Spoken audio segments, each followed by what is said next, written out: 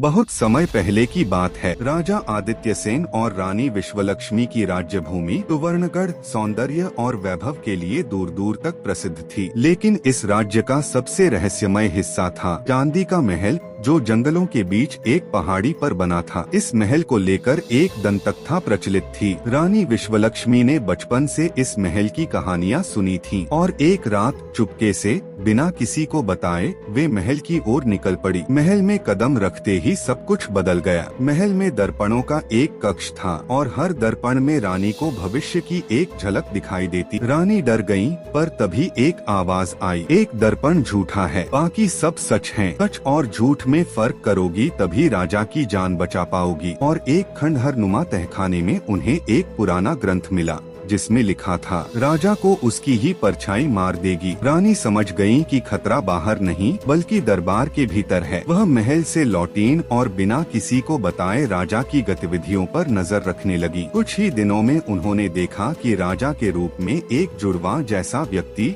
छुपकर महल में आता है, जो हुबहू राजा जैसा दिखता है, लेकिन उसकी चाल ढाल अलग है। रानी ने चुपचाप दरबार में एक योजना बनाई। एक दिन दरबार में दो राजा आ खड़े हुए। सारा राज्य स्तब्ध। अब रानी ने वह जादुई दर्पण मंगवाया जिसे वह महल से लाई थी और दोनों राजाओं को उसमें देखने को कहा। एक राजा का प्रतिबिंब साफ दिखा, दूसरे का प्रतिबिंब गायब था। सबके सामने नकली राजा की सच्चाई उजागर कर दी। राजा आदित्य सेन ने रानी को राज्य रक्षिका की उपाधि दी, लेकिन रानी अब भी कभी कभी उस महल की ओर देखती थीं, क्योंकि वह जानती थीं, दर्पणों में दिखे दृश्य अभी पूरे नहीं हुए हैं।